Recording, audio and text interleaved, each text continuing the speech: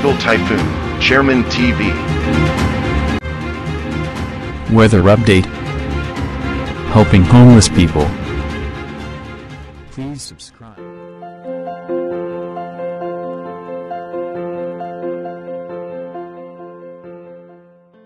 Magandang araw po, ito po ang latest update natin para nga po dito sa minomonitor natin na si Bagyong Opong. Si Bagyong Opong nga po, yung pinakasentro nga po niyan ay namataan na nga po natin sa may coastal water nga po dito sa may Romblon. At asahan na nga po natin, makikita nyo po sa ating monitor, yung makakapal na kaulapan na yan ay nagdudulot ng matinding pagulan at mga pagbugso ng hangin. At asahan nga po natin, mamaya rin pong gabi ay posibleng lumabas na to sa ating kalupaan. At asahan nga po natin yung mga storm wind signal ay nakataas pa rin po sa Bagong Pag-asa DOST. Ito naman po yung forecast track na inilabas ng Bagong Pag-asa DOST. So hindi naman sila nagkakalayo ng Japan Agency at ng European Center dahil halos parehas nga po. Si European Center dito po sa may bandang Calapan. At ito naman si Bagong Pag-asa DOST at si Japan Agency ay dito nga po sa may parte ng Mamburao. So posible nga po mamayang gabi ay dito na yan sa coastal water ng West Philippine Sea at pagdating nga po bukas ng umaga, ito po ay tuluyan ng lalayo at dahan-dahan muling lalakas. Yung mga storm wind signal number 3 ay nakataas pa rin po yan dito sa Batangas, sa may Quezon, sa may Camarines Sur, Albay, dito po sa Burias Island, Romblon, Oriental Mindoro, Occidental Mindoro, Lubang Island.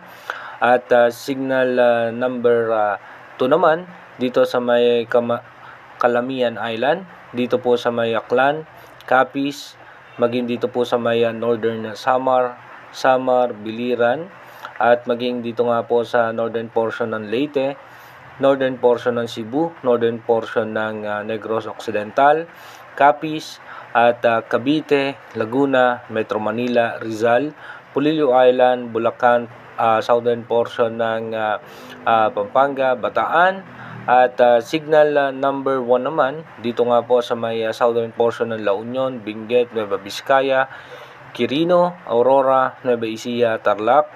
At dito po sa may southern portion na nga po, dito na tayo sa Eastern Samar, southern portion ng Leyte, southern Leyte, Dinagat Island, Cebu, dito po sa Negros Occidental, Iloilo, Antique, at yung northern portion nga po ng Palawan. Dito naman po sa forecast track ng European Center, dito nga makikita natin mas malapitan yung posibleng daanan ni Bagyong Opong. So posible nga po dumaan si Bagyong Opong dito nga sa may Banton, dito sa may Corcuera Island. And then pagtapos nga po niyan, ito nga po yung tinatawag natin na cone of uncertainty, itong nakikita po natin itong guhit na ito. So sa Bagong Pag-asa DOST, dito po yan sa may parte ng Mamburao, maging sa may Japan Agency. Sa may European Center naman, posible dito po yan sa may Calapan. So asahan nga po natin by 1 PM mamaya, nasa coastal water na po yan ng Mindoro. At pagdating naman po ng 3 PM, possible nga po nasa Calapan na yan. O posible magkaroon ng landfall scenario dyan. Gaya nga nasabi natin, mataas pa rin ang tsansa na magbago po lahat yan. Posible po yung bumaba at posibleng umangat hanggang dito nga sa may parte ng Batangas. So possible nga po pagdating po ng gabi ay lalabas na po yan ng kalupaan ng ating bansa. So dito nga na po yung mga 7 PM, nasa Lubang Island na nga po yan at posibleng dumiretso na yan dito nga po sa may parte ng West Philippine Sea.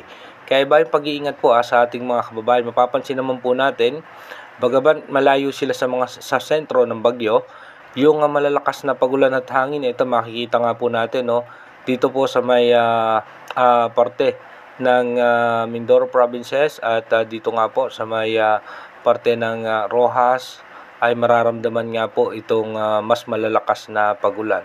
Expected nga po natin pagdating naman po ng alas 5 ng hapon mamaya, malalakas na pagulan, mas mararanasan at saka yung hangin dito nga po sa may parte ng Mindoro Provinces hanggang dito po yan sa northern portion ng Palawan. Dumako na nga po tayo sa ating advanced weather forecast.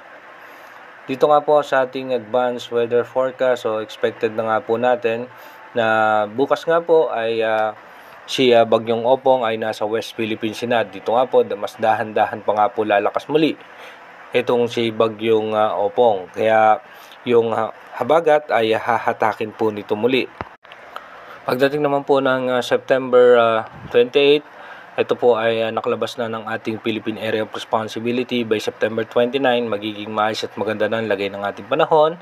And then, pagsapit po ng September 30, may mga pagulan sa parte ng Visayas at Bicol Region. Pagdating naman po ng October 1, magkakaroon tayo ng possible low pressure area sa eastern section ng Bicol Region. Pagdating naman po ng October 2, expected nga natin papasok ng ating bansa itong low pressure area. Pagdating po ng September 3, dito po yung low pressure area ay nasa eastern section ng Catanduanes. Possible nga po mag-develop siya. As of now, nasa 45% chance na mag-develop po ito bilang isang tropical depression or mahinang bagyo. So expected natin siya sa may parte ng Bicol Region at papasok po yan sa parte ng Central Luzon. At lalabas po yan dito sa may parte ng Pangasinan o sa may parte ng Ilocos Region. So iba yung paghahanda at pag-iingat pa rin nga po sa ating mga kababayan. Bagamat meron na agad tayong kasunod, mas maaga po na makapaghanda tayo sa posibleng magiging senaryo ng panibagong sama ng panahon.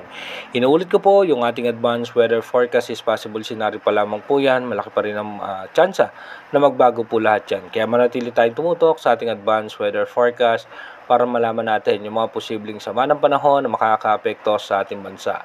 Mag-iingat po tayo palagi. God bless po sa ating lahat.